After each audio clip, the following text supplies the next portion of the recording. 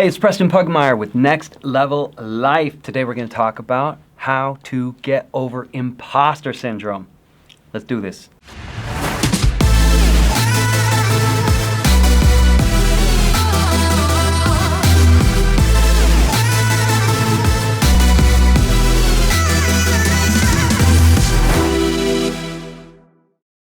All right.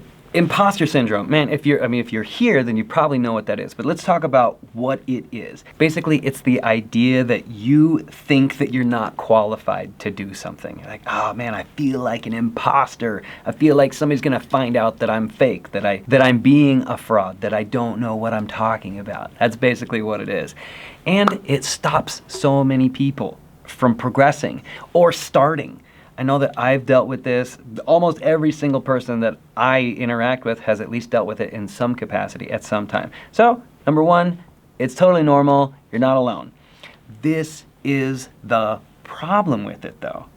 You are creating a situation where your misunderstanding is stopping you from impacting other people and from creating abundance and freedom in your own life. Let's talk about why. First reason can be explained with something called the Dunning-Kruger effect. The idea that the more competent you are, the less competent you think you are. Okay? This is exactly what it says. It's a cognitive bias in which people assess their cognitive ability as greater than it is. It is related to the cognitive bias of illusory superiority. It comes with the inability of people to recognize their lack of ability. Bottom line is, the worse you are at something, the more chance that you will think that you're better at it. And the better you are at something, or the more you know about something, the more chance that you'll understand, oh man, I don't know all there is to know about this, and then you end up second guessing your own abilities. This is why people who are really, really good at something, it's the water that they swim in. It's just kind of like an ability that they have. It's something that they know. It becomes like their abilities or their awareness or their knowledge becomes background noise. And so they're just like, there's nothing special. And people who don't know anything, they get overconfident about that. Have you ever seen somebody on American Idol who is really not that good, and they go in and they're like just really, really, really confident, and the judges kind of tear them apart? Or the people who are like, oh, man, I don't know if I'm good enough to do this, and they sing and they're just blown away. That's just like an example of how this affects people. So the first step is to simply be aware of this. More often than not, the fact that you're like, I don't know if I know anything about this, that is a sign that you probably do have something to offer. It's not a guarantee, but it's a sign that you do have something to offer, that you do have value to give to people. So just start there with the possibility. 2, I'm going to challenge your idea of what an expert is. I want you to start thinking about an expert as simply somebody who is at least 1 to 2 steps ahead. Because that's really all you can handle. Think about Oprah right now, right? Like if somebody wanted to get into media, just being a thought leader in media, they're not gonna ask Oprah for assistance, because that's not your next step. But maybe you're gonna ask somebody who has launched a podcast and had 10,000 downloads on it, or they launched a YouTube channel and they have 50,000 subscribers or something like that, versus going to somebody who has 10, 15 million subscribers. The 15 million subscriber person is so far ahead of them that's not their next step. And so the expert that they might have access to is somebody who's just a little bit ahead of them. So for you, start to think of yourself as an expert. Just redefine that word for yourself. Redefine expert. I am 1 step, or I am 2, 3 steps ahead of somebody else in this area.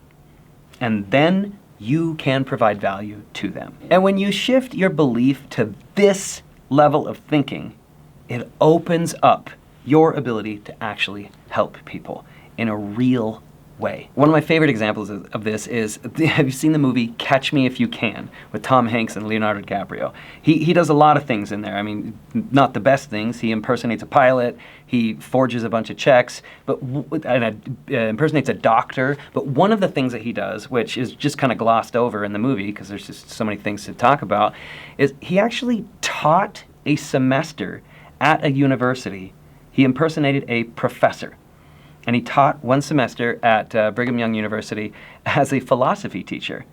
And when they caught him and they were asking him, about all these impersonations he'd done, they asked him about that, and they were just baffled. Like, how did you even do this? How did you teach this class?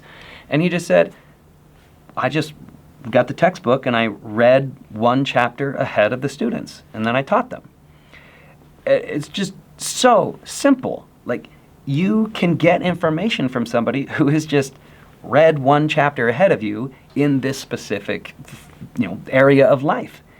And so you can think like an expert and get out of this idea that you're an imposter and actually create value. What is an imposter? It is somebody who is intentionally deceitful. So if you are thinking, oh man, I don't know if I'm an expert, then by definition, you're clearly not intentionally deceiving people. So get out of this idea that you're an imposter. You're not, nobody's going to find out that you're a fake because you don't know what you're talking about, because you're doing your best, man. Unless you're sitting there thinking, how do I screw these people over and get their money and not provide any value, in which case you're probably not watching this video. So we're having a completely different conversation at that point. So after you redefine what that means to be an expert, then you can do this, which is step 3. Write a list of your wins. A win doesn't have to be something monumental. It can be just a step forward, like progress is a win. When you start to lower the bar for what you're willing to call a win, you start to see wins all around you, and that creates progress. Now, when I say lower the bar, I'm not talking about like lowering your standards. I'm talking about lowering the bar for what you're willing to acknowledge as progress. It's not about the destination. It's about the journey, and every single mile marker along the way is progress. And there are so many mile markers between start and finish that when you celebrate every single one along the way and you write these down, then you start to gather evidence, you start to gather data, and then you get to start assisting other people with that transformation who are just a couple steps behind you. So are you actually going to do it? Like, are you actually going to do this? Are you going to get a piece of paper right now, or open up a Word document on your computer or on your phone, open up your Notes app right after you watch this video, and are you going to write down 10? I'm just asking for 10. 10 wins in this area of the thing that you want to, or that you think you're an imposter at, right? 10 small wins. Start to gather evidence that supports the idea that you have progressed, are progressing, and can assist other people in doing the same. Now, I do a lot of speaking events, and I bought this email list a couple years ago so that I could email all of these. I was doing youth speaking at the time, like youth motivational speaking. I bought this email list of every single principal and vice principal of every single junior high and high school and middle school in the entire United States. And then I emailed a bunch of them, and then I went and did a bunch of speaking engagements. But the reason I'm telling this story is because this email list had 80,000 emails on it, and it wasn't organized. It was just 80,000 emails, and it was overwhelming to me. And I looked at that, and I was just, I couldn't even process this information. So I went on Fiverr, Upwork, or something like that, and I found somebody who understood Excel spreadsheets, and I gave them like $30 because that's all they were asking for, and they organized every single email into 50 different Excel spreadsheets, one for each state. And to me, it was like magic. And to them, it took them 2 hours. It was ridiculous. And for me, I was willing to pay that. I would have paid him more, because to me, it was like he was a wizard. He might as well have been a straight up wizard. And to him, it was just nothing. So for you, there is something that you know how to do that other people are just, they're going to think it's magic. And to you, it's just like, whatever. It's just every day for me, man. These are the types of things that you get to start to realize you're not an imposter. You're not trying to intentionally deceive people. The fourth thing to remember here, unless you are delivering a done-for-you service, then you get to understand that you get to speak to the results and promise the path. You don't promise results for people. When you get into this idea, you end up becoming responsible for people's results emotionally in your brain and in your head and in your heart. And this releases the accountability from them. And it actually does a huge disservice. The best example of this is a fitness coach. If somebody's going to teach me how to do the exact right form for deadlifts, they can't do those deadlifts for me. They're going to teach me exactly where to put my hands for like a push-up, like a tricep push-up or something like that. They can't do those push-ups for me. But they can promise me the steps, promise me the how-to, promise me the path. But then the results are up to me. In the case of the Excel spreadsheet guy, he was delivering me a specific end result product. That's a different kind of thing there. But if you have imposter syndrome, more often than not, it's because you are focused on taking on the responsibility for other people's results. Are you doing all that you can? Most likely, yes.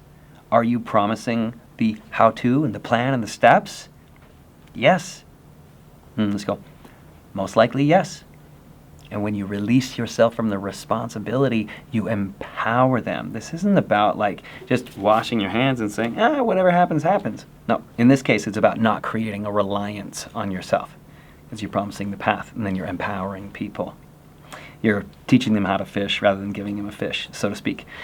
So if you are resonating with this, I want you to post in the comments down below if you think that I'm full of BS, or if this is something that is resonating with you. What do you, I want to hear from you about this specifically. What are you starting to realize that you might be an expert in, even if you're just 1 to 2 steps ahead of somebody else? Put it down below. Subscribe to this channel, watch other videos, learn how to intentionally design your life. Level up in every single area. If you want my 6-step guide to getting results in your life, then go to PrestonPugmeyer.com/blueprint. You can get this blueprint for free with a video and an action guide and a worksheet. And you can get it here, you can get it down below, all the links. Basically, it's yours. I want you to have a great day. Freaking take it to the next level, man. Let's do this. Go ahead and subscribe to other videos on this channel. Subscribe to other videos. Go ahead and subscribe to the